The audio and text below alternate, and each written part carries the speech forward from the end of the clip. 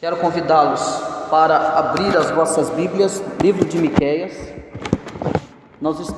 Vamos entrar hoje no penúltimo capítulo desse livro. Esse livro tão atual, esse livro tão impactante para a nossa vida.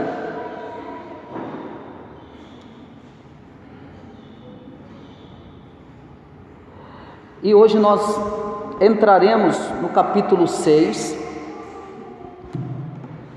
Nós precisamos entender, irmãos, que os capítulos 4 e 5, a qual nós trabalhamos aqui, do livro de Miqueias, eles predizem a vinda, eles falam da vinda e da obra do Messias. Então, a profecia se estende, então, à consumação de todas as coisas que Miqueias viu realizadas através do pecado, através do juízo e através da salvação. Então, nesses dois últimos capítulos que nós vamos falar, o profeta Miqueias, ele descreve o pecado do povo, como também a luta de Jeová contra eles e o seu juízo sobre eles. Ele também prediz que o povo confessará os seus pecados e receberá as bênçãos prometidas de Deus. Então tudo isto está exposto de forma de um processo judicial. O que nós vamos ver aqui hoje, eu quero que você imagine comigo. Vou recordar você, capítulo 4 e 5 descrevem acerca da vinda e da obra do Messias. O capítulo 6, eu quero que você imagine comigo, você diante de um tribunal. É exatamente isso que vai acontecer agora dentro desse capítulo. A cena é como se você estivesse diante de um juiz. Deus como juiz e aqueles que serão sentenciados, o povo. Então toda a cena ela demonstra, uma figura de um juiz tratando acerca de uma condenação. Então o profeta, ele é o promotor público, ele é como um promotor público de Deus, tendo então nesse contexto as montanhas e as colinas talvez como um símbolo de justiça imutável, como um tribunal, por um tribunal, ou como um tribunal de juízes, as montanhas, e as colinas ficam então em silencioso julgamento. Então nós vamos ler aqui até o versículo 8. Eu vou ler, os irmãos acompanhem. Ouvi agora o que diz o Senhor: levanta-te, defende a tua causa perante os montes, e ouçam os outeiros a tua voz. Ouvi, montes, a controvérsia do Senhor, e vós, duráveis fundamentos da terra, porque o Senhor tem controvérsia contra o seu povo, e com Israel entrará em juízo. Povo meu, que tenho feito? E com que te enfadei? Responde-me. Pois te fiz sair da terra do Egito, e da casa da servidão te remi, e enviei adiante de ti Moisés, Arão e Miriam. Povo meu, lembra-te agora do que maquinou Balaque, rei de Moabe, e do que lhe respondeu Balaão, filho de Beor, e do que aconteceu desde Sitim até Gilgal, para que conheças os atos de justiça do Senhor, com que me apresentarei ao Senhor e me inclinarei ante o Deus excelso. Virei perante ele com holocausto, com bezerros de 1 ano. Agradar-se-á o Senhor de milhares de carneiros, de 10.000 ribeiros de azeite. Darei o meu primogênito pela minha transgressão, o fruto do meu corpo pelo pecado da minha alma. Ele te declarou, ó homem, o que é bom, o que o Senhor pede de ti, que pratiques a justiça e ames a misericórdia e andes humildemente com o teu Deus. Vamos repetir esse último versículo comigo? 1, 2, 3. Ele te declarou, ó homem, o que é bom e que é o que o Senhor pede de ti, que pratiques a justiça e ames a misericórdia e andes humildemente com o teu Deus. Então vamos ficar até aqui. A primeira coisa que nós vamos ver dentro desse texto, logo depois que eu disse, e mesmo na leitura você vê toda a cena de um tribunal, de um juiz, de um promotor. A cena aqui está feita, a situação aqui está feita, está realizada. Deus então agora está diante do povo e Deus agora irá julgar esse povo. A primeira coisa que você deve observar, a palavra ouvir. Essa palavra ouvir, Deus está querendo dizer: ouça em obediência. Por quê? Porque a questão de você ouvir ensinamentos, a questão de você ouvir pregações, não quer dizer que você vá obedecer.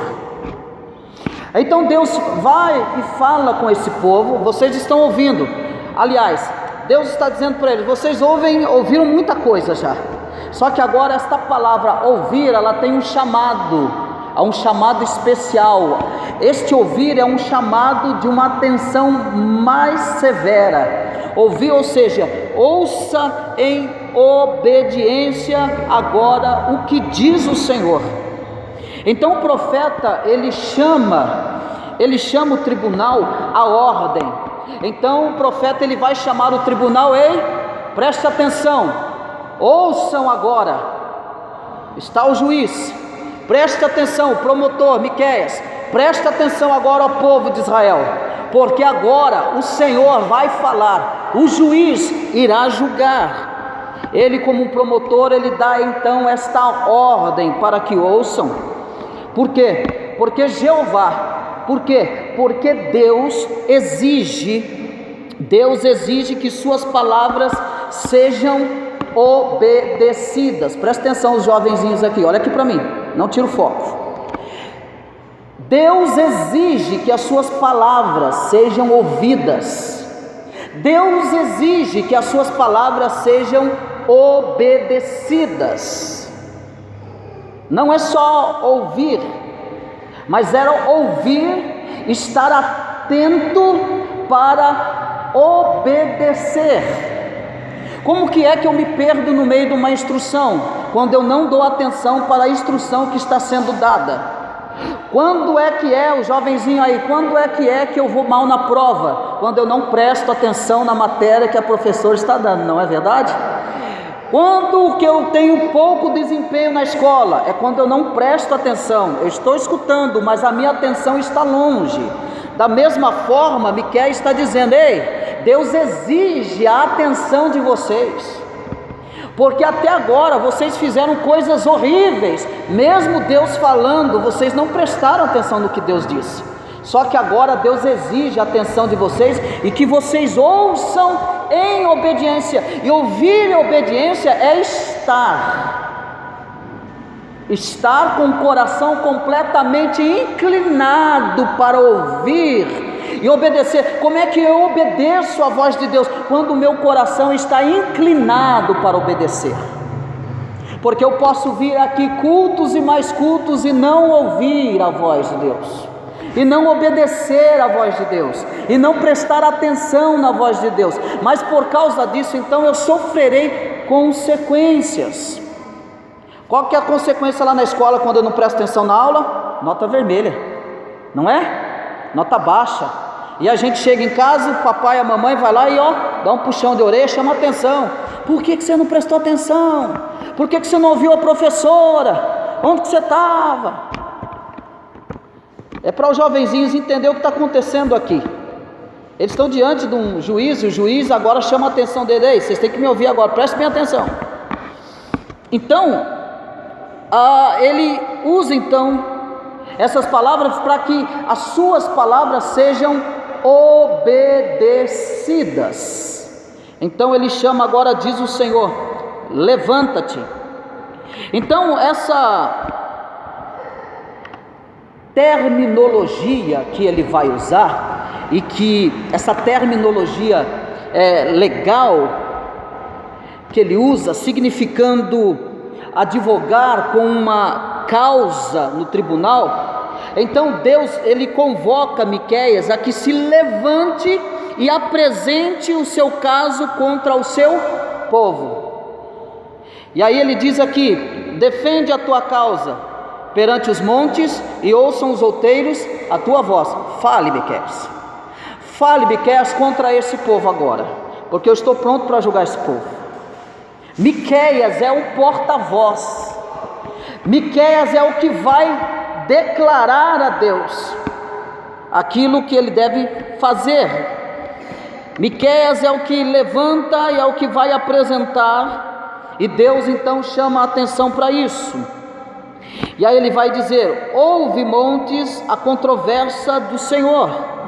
Uma controvérsia, e ele entrará então em juízo. Ou seja, a controvérsia ele literalmente comprovará totalmente aquilo que será levantado como juízo. Então ouvi, montes, a controvérsia, ouvi, montes, aquilo que será levantado, porque Deus comprovará o que vai ser falado.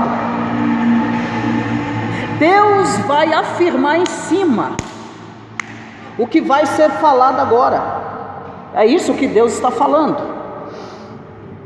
E vós, ouvi, montes, a controvérsia do Senhor, e vós, duráveis fundamentos da terra, porque o Senhor tem controvérsia contra o seu povo, e com Israel entrará em juízo. Porque o Senhor tem algo para tratar com Israel. O Senhor tem uma causa para tratar com o povo de Israel. Versículo 3: povo meu, que tenho feito? E com que te enfadei? Responde-me. Agora aqui nós temos que perceber que aqui agora vai a primeira, depois de todos serem convocados, depois de todos serem chamados a atenção para aquilo que será dito, depois que todos estão alinhados, Deus está diante deles, o porta-voz está ali, Miqueias.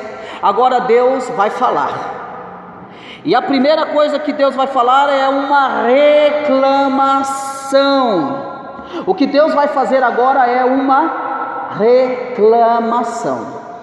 Olhe comigo, o versículo 3: povo meu, que tenho feito? E com que te enfadei? Responde-me. Então, aqui está a exposição formal de Deus contra o seu povo, que traria à mente a sua fidelidade e a infidelidade do povo. Deus faz essa primeira reclamação com uma pergunta: o que tenho feito? O que eu tenho feito contra vocês? O que eu tenho feito?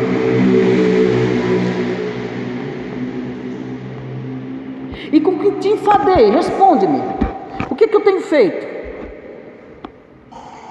Então Deus ele vai chamar a atenção para a sua fidelidade e para a infidelidade do povo. É exatamente isso que Deus está chamando a atenção. E aí você continua olhando comigo, versículo 4 e 5: pois te fiz sair da terra do Egito, e da casa da servidão te remi, e enviei adiante de ti Moisés e Miriam. Então Deus está mostrando agora, com essa pergunta, ele faz essa pergunta por causa da consequência do pecado do povo. A resposta do povo era pecado, e Deus está perguntando: o que eu fiz para vocês, o que eu tenho feito para vocês? E agora Deus vai apresentar o que ele tem feito. Olha o que Deus fez por eles. pois te fiz sair da terra do Egito. Ei, vocês lembram lá da história?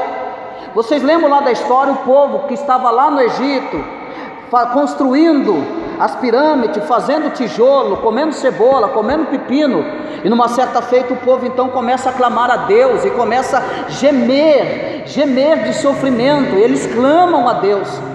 O texto vai dizer que Deus então ouve o clamor do povo que está lá no Egito, sofrendo. Deus levanta então Moisés. Moisés é o escolhido de Deus para resgatar o povo da escravidão, que assim o povo então se tornaria o povo escolhido de Deus, o povo israelita de Deus. Deus então começa a trazer à tona e mostrar para ele não só a sua fidelidade, como a infidelidade deles. Essa pergunta são duas coisas apresentadas: a fidelidade de Deus e a infidelidade do povo. Deus vai mostrar. Vocês lembram o que eu fiz para vocês? Vocês lembram que eu tirei vocês, que eu fiz vocês sair da terra do Egito? Ô irmão, é bem semelhante conosco, não é? O que vocês acham disso? Não parece conosco hoje? Quantas vezes você se lembra de onde você saiu? Vamos lá, fala a verdade, seja sincero com você mesmo. Quantas vezes nós nos lembramos da onde Deus nos tirou? Quantas vezes nós nos lembramos disso? Lembra lá? De 20 anos para trás, bolinha para trás, onde você estava? Quem era você? Quem era o Christian? Quem era a Meire? Quem era a Neide? Quem éramos nós? Antes de Deus nos encontrar e nos remir o nosso pecado, quem éramos?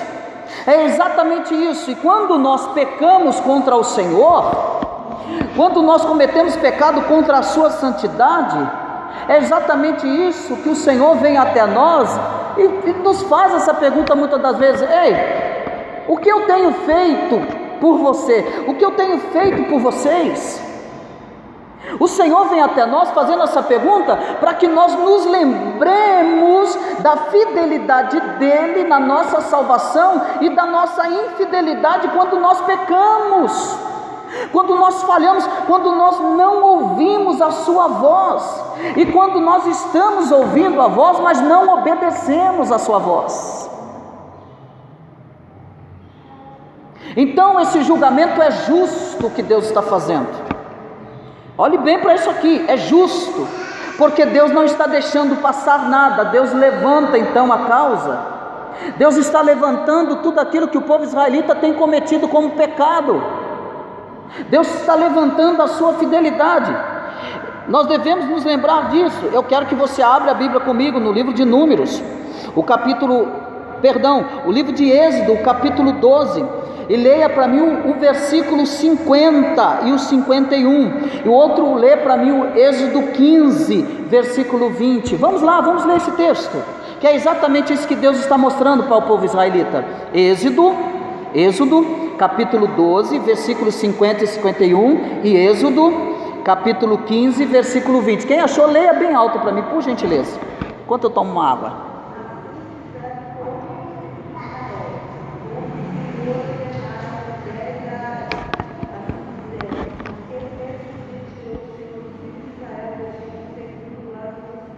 Então houve toda uma instrução para que o povo saísse, e a Bíblia está dizendo que assim então eles fizeram tudo como o Senhor instruiu que eles fizessem para saírem da terra da servidão, para saírem da terra do Egito. Deus lembrando, capítulo 15, versículo 20.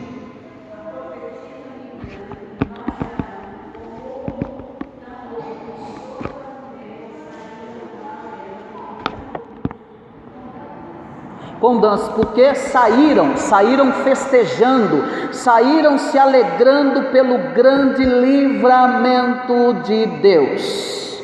É por isso que o versículo 4 de Miqueias, Deus está falando: pois te fiz sair da terra do Egito e da casa da servidão te remi, e enviei adiante de ti Moisés, Arão e Miriam. Miriam saiu tocando tamborins, festejando pelo livramento do Egito.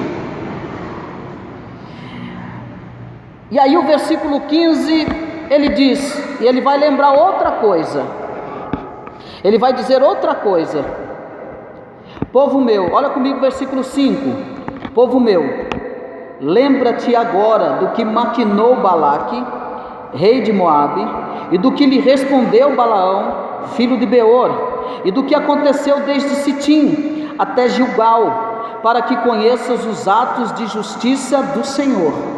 Outra coisa que o Senhor vai se lembrar agora, vai lembrar o povo de israelita e vai nos lembrar também agora. Alguém aqui já conhece a história de Balaão? Lembra do jumentinho? Quem que lembra do jumentinho aqui, da história do jumentinho? Vocês conhecem? Estão lembrados desse texto? Que Balaque pediu para Balaão amaldiçoar o povo de Deus. Esse texto vai mostrar quando o povo de Israel saiu do Egito, e o povo de Israel então começou a ser conhecido, e os outros povos se sentiam ameaçados, e um deles era Balaque.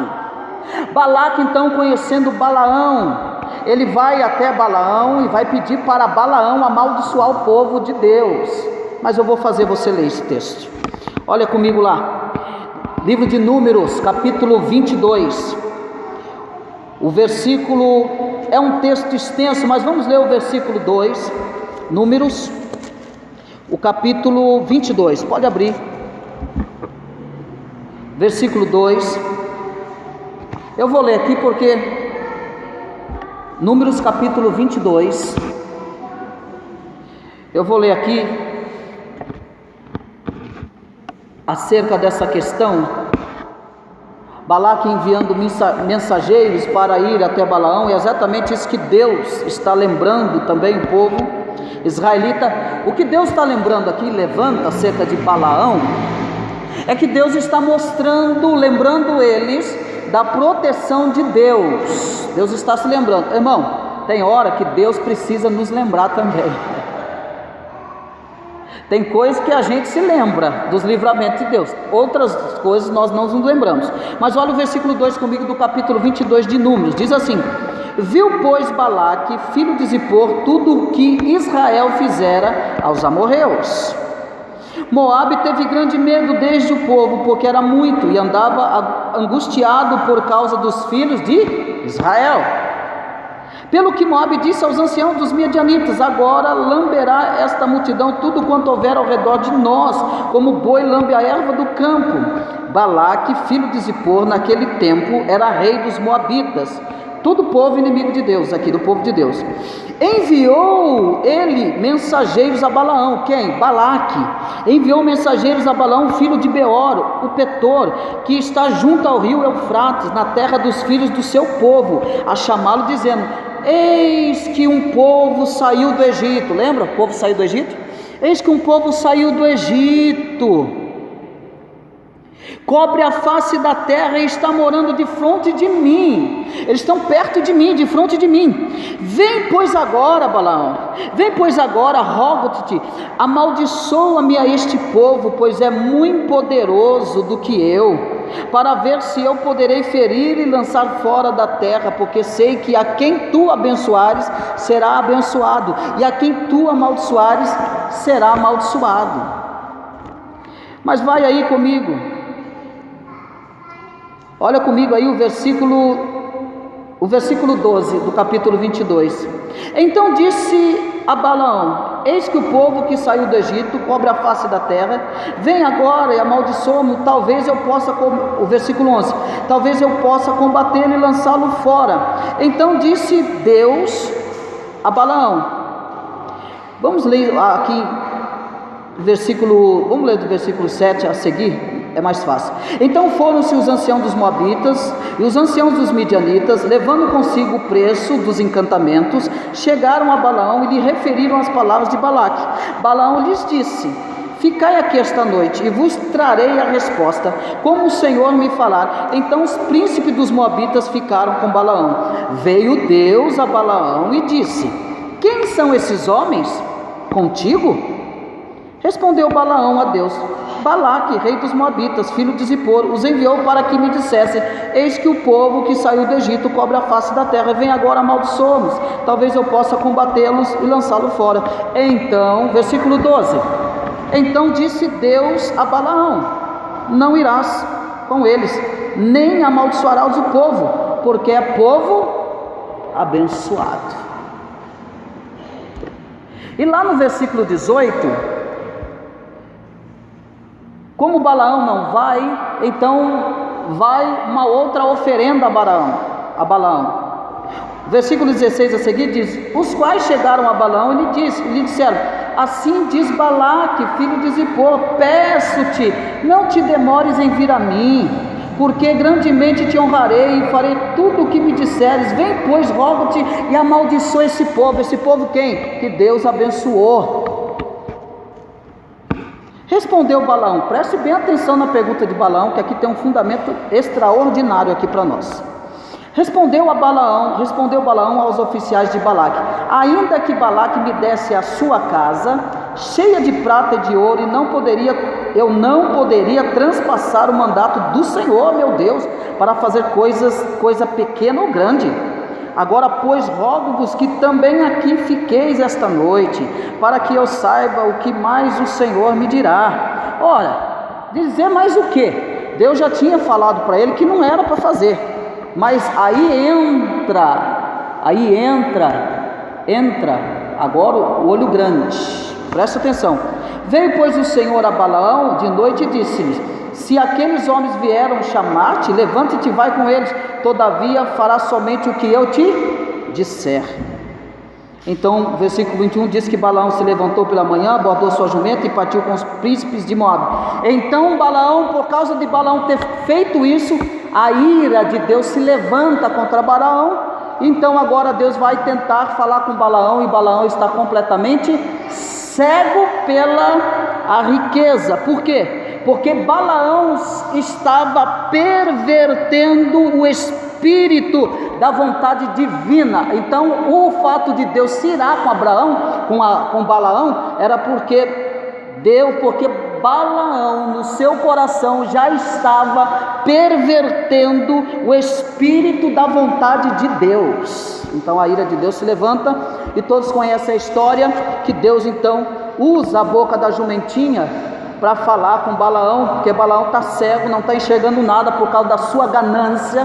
Ele está cego, então Deus usa a jumentinha, e ele fica batendo na jumentinha, e ele até cair a ficha dele, já trocou muitas ideias com a jumentinha. Você vai perceber todo o texto. Então Deus usa isso para mostrar que o povo de Deus estava correndo perigo de serem amaldiçoados, e que os povos estavam tentando prejudicar o povo de Deus. Aí Deus fala isso para o povo israelita agora, mostrando para eles: olha, eu defendi vocês, eu protegi vocês, vocês são um povo que eu abençoei, e não existiu nenhum povo na terra que pudessem amaldiçoar vocês, porque vocês são um povo abençoado. Irmão, nós somos um povo abençoado. Apesar de nós sermos pecadores, falhos, errantes, não há nada, não há mandinga, não há macumba, não há nada que possa ir contra um filho de Deus, porque esse filho de Deus é escolhido de Deus, é abençoado de Deus. Você é abençoado de Deus, então fica tranquilo. Essa história de crente ficar preocupado com mandinga dos outros é porque ainda não conheceu Cristo. É a realidade. Está cheio de crente batendo a cabeça e não dorme, porque fulano de tal foi que vai fazer um trabalho para mim, vai me amaldiçoar. Olha aqui Deus falando com o povo: não vai não, porque o povo de Deus é um povo abençoado. Tudo que amaldiçoarem você, Deus se transformará em bênção. Fique em paz, fica tranquilo, vai se transformar em bênção. Somente creia que Deus é o Deus da sua vida, Deus é o Deus da nossa vida. Então Deus inicia essa sentença mostrando a sua fidelidade, usando esses dois versículos, mostrando a sua grande fidelidade. Porque Jeová, Deus, não espera uma resposta, mas ele aponta uma orientação do povo, uma orientação benéfica na história. Ele mostra todo o contexto histórico de Israel, mostrando o quanto protegeu, o quanto abençoou. Não é que ele está esperando resposta, mas ele está esperando atitude, por causa da atitude do povo. Ele os livrou da escravidão do Egito, ele deu grandes líderes e os livrou de Balaque e de Balaão. Então eles não poderiam eles aprender com a experiência sobre a justiça de Deus também. O que Deus está falando para ele: olha, vocês deveriam ter aprendido tudo isso, vocês deveriam ter aprendido da minha justiça, o quanto que eu fui justo com vocês. Quanto de nós às vezes somos injustos?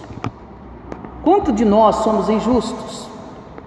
Quanto de nós esquecemos a nossa história? Quanto de nós esquecemos a história do Cristo crucificado? Quanto de nós muitas das vezes nos portamos de certas maneiras que Deus vem diante de nós: ei, opa, se lembra o que eu fiz com você? Epa, calma aí. Quanto de nós às vezes se esquecemos do Deus da história? Quanto de nós? Deus então está trazendo o povo para que se lembrem da justiça dele, que ele é justo e que ele não é injusto, que ele é fiel e que ele não é infiel, que apesar do seu povo israelita ser infiel, ele permaneceu fiel a todo momento. Irmão, oxalá se fosse depender de nós, das bênçãos de Deus, oxalá se dependesse de nós, das bênçãos de Deus. Então ele declara, ele traz todo esse histórico a esse povo. E aí o versículo 7, olhe comigo: agradar-se-á o Senhor o versículo 6: com que me apresentarei ao Senhor e me inclinarei ante o Deus excelso? Virei perante ele com holocausto, com bezerros de 1 ano? Agora você precisa olhar isso, do versículo 6 ao 8, que depois da primeira reclamação de Deus acerca do povo israelita, agora vai vir a primeira réplica do povo israelita. É isso que vai acontecer agora.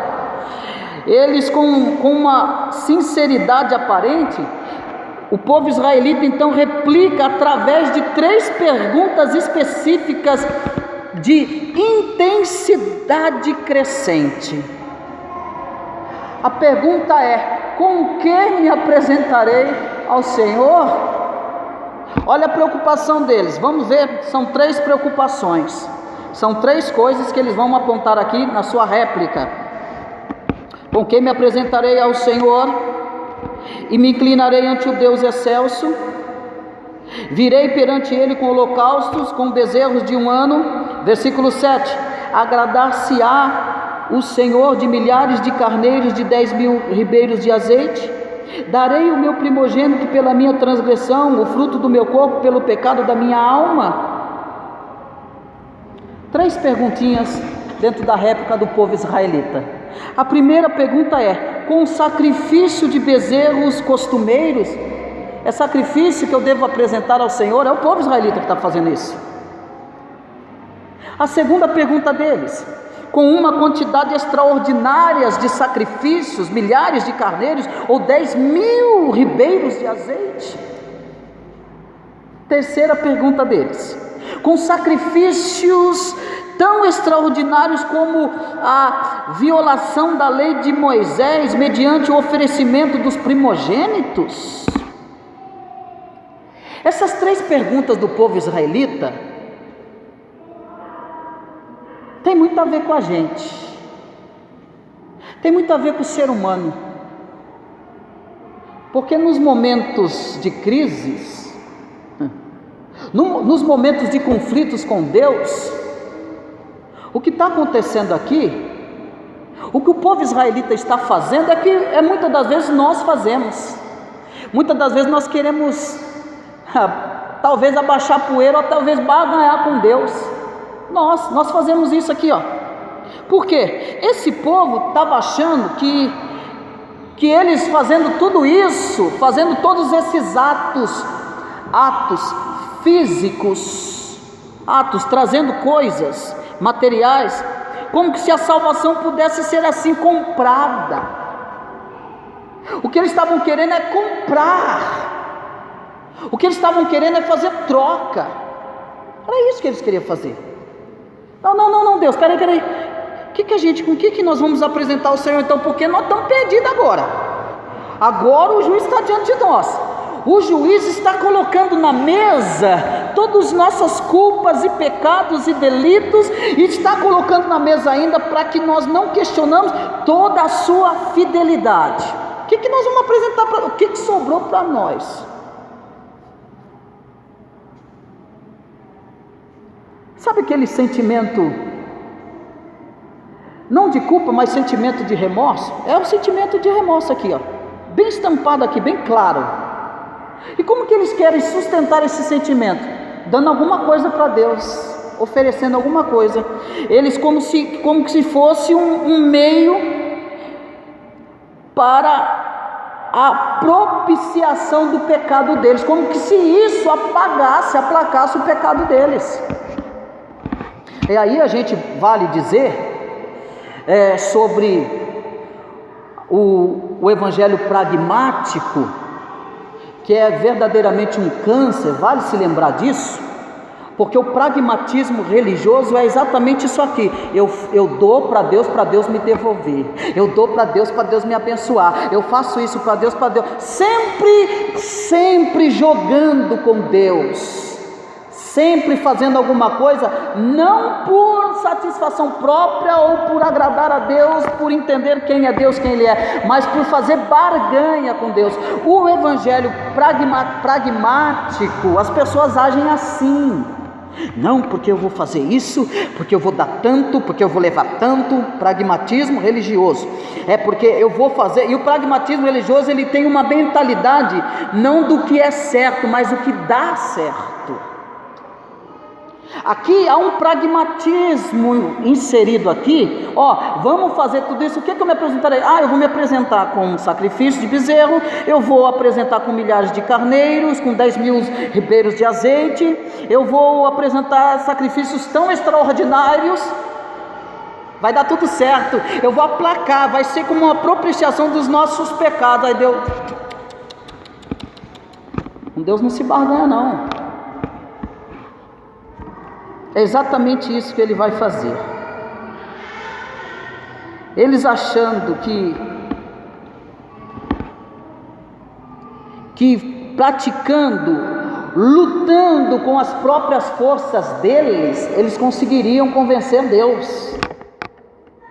Irmão, assim somos nós. Nós não convencemos a Deus. Você não convence a Deus com seu dízimo, não, meu querido. Deus não se convence com os nossos dízimos. Deus não se convence com aquilo que você faz, com aquilo que você dá. Deus não se convence com isso. Quando você e eu pecamos, quando você e eu erramos o caminho, eu pequei, agora eu estou assim, eu vou dar o meu dízimo esse mês, eu vou dar mais, talvez Deus tenha piedade de mim. Não, Deus não se convence com isso, com esses tipos de sacrifícios extraordinários que a gente acha que fazendo vai resolver as coisas. Não vai resolver. Eu vou mostrar para você que não resolve isso não resolve. É exatamente isso. Olha comigo aí o versículo 8, e nós vamos fechando aqui essa primeira parte. O versículo 8, Deus vai dar a resposta para a atitude deles. Deus vai dar a resposta para os corações obstinados e mal intencionados. Deus vai mostrar para eles o que Deus quer deles realmente. Deus vai mostrar isso para nós. E esse versículo é a chave para o nosso estudo hoje aqui. Olha comigo, versículo 8. Depois dessa tentativa, depois dessa investida deles, Deus vai dar a resposta. Olha comigo, versículo 8. Ele te declarou: ó homem, o que é bom, e que é o que o Senhor pede de ti ou exige de ti? Primeiro, o que está primeiro aí? Lê bem alto para mim. Vamos lá, todos juntos. Que pratiques. Segundo. Terceiro.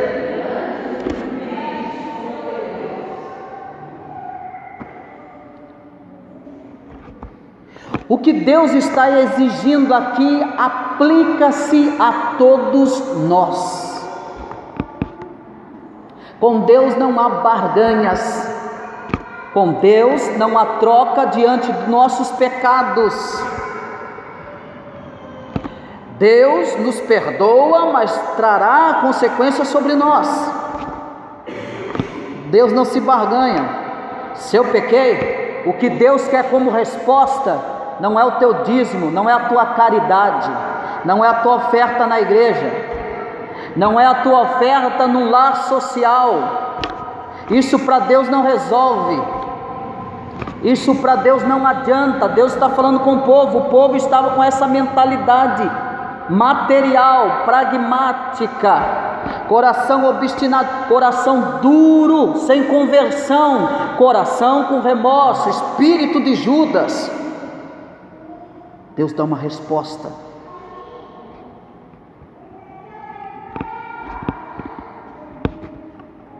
Que pratiques a justiça, ou seja, que vivas corretamente. Praticar a justiça é que vivamos corretamente em relação ao seu próximo, na sociedade, na política, nos negócios. O que Deus quer é que nós andemos com justiça, que nós sejamos justos no meio desta sociedade corrompida e perdida e que anda em trevas. Eu e você, nós. Essa ordenança de Deus é tão atual para nós quanto foi atual para o povo israelita na época de Miqueias. Andar em justiça é ser justo no meio da sociedade. E infelizmente há muito cristão que hoje vive totalmente fora da realidade de justiça e de retidão a Deus na sociedade aí fora. Infelizmente a sociedade olha para muitos crentes hoje que se diz, infelizmente esses crentes mancham a igreja ainda, mancha o nome da igreja e mancha a igreja toda, por causa da conduta dele que não é correta, não é reta e não é justa.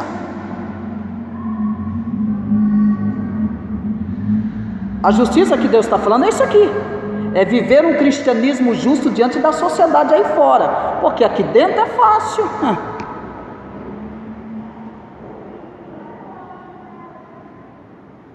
Paz, e lá na sociedade lá fora, essa paz que você me dá, essa paz que eu te dou, você transmite essa paz lá na sociedade?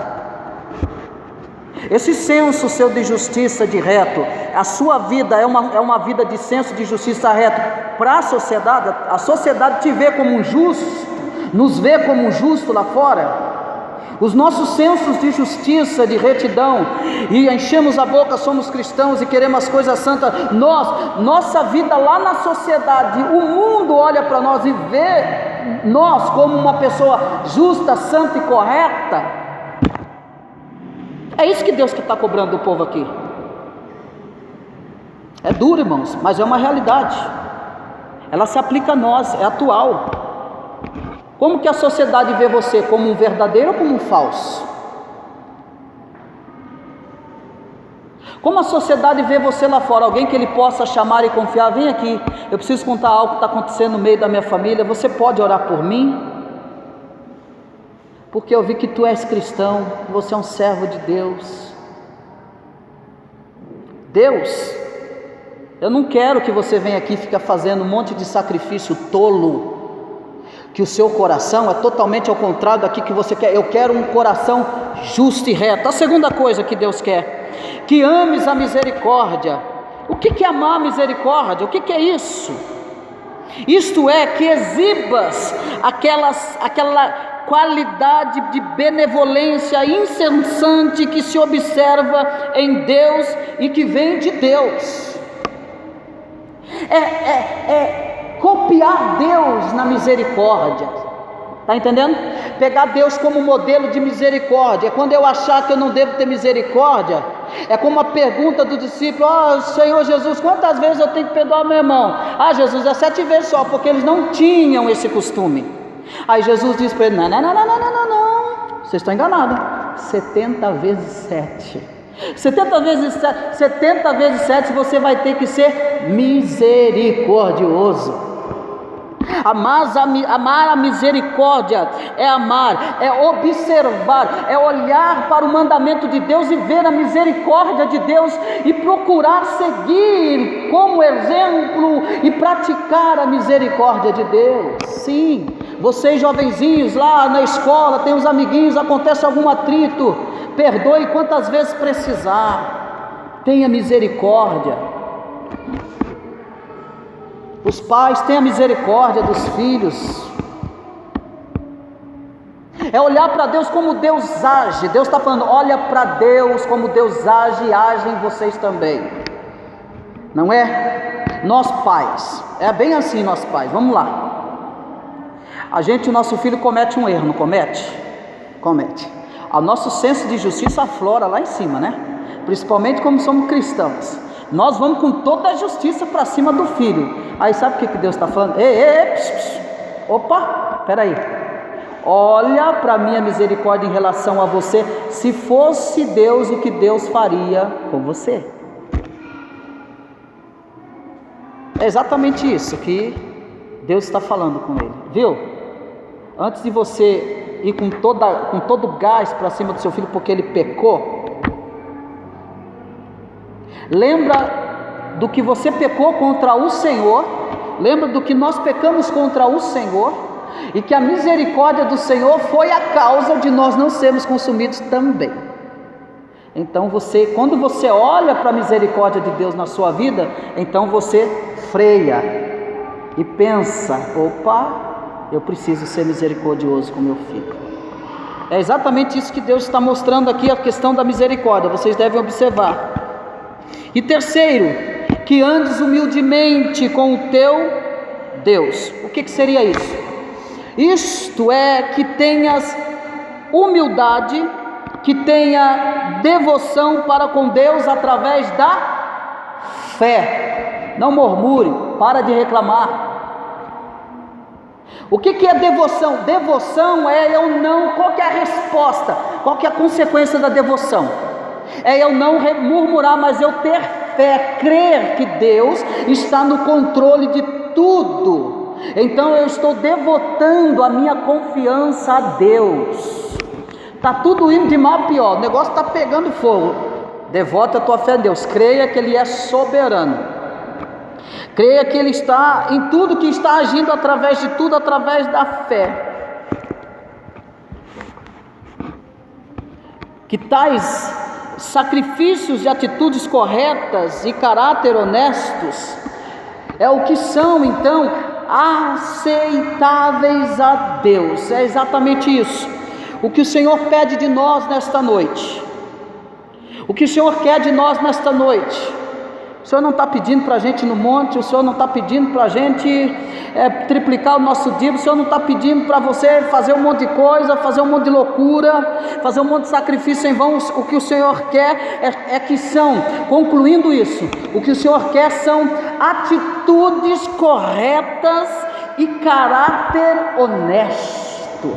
Deus chama o povo para um julgamento. Vocês precisam ter caráter e atitudes corretas, ter caráter honesto. É o que o Senhor pede para nós nesta noite, meus irmãos. Nós vamos parar por aqui. Na próxima quinta nós continuaremos falando sobre isso. E na próxima quinta nós vamos falar sobre a segunda reclamação de Deus. A primeira reclamação de Deus, que está relatado aqui no capítulo 6, mas ainda a segunda reclamação de Deus, que ainda está relatado no capítulo 6. Então, meus irmãos, fique com esse versículo 8. Ele te declarou, ó homem, o que é bom e que é o que o Senhor pede de ti, que pratiques a justiça e ames a misericórdia e andes humildemente com o teu Deus. Ande corretamente, tenha caráter honesto, honre o nome do Senhor, não murmure, não reclame, seja misericordioso, ame as pessoas, viva na sociedade uma vida cristã justa, reta, correta, para que o nome de tudo isso, para que o nome do Senhor seja glorificado através da nossa vida. Amém, meus irmãos? Vamos neste momento nos colocar de pé, vamos orar a Deus.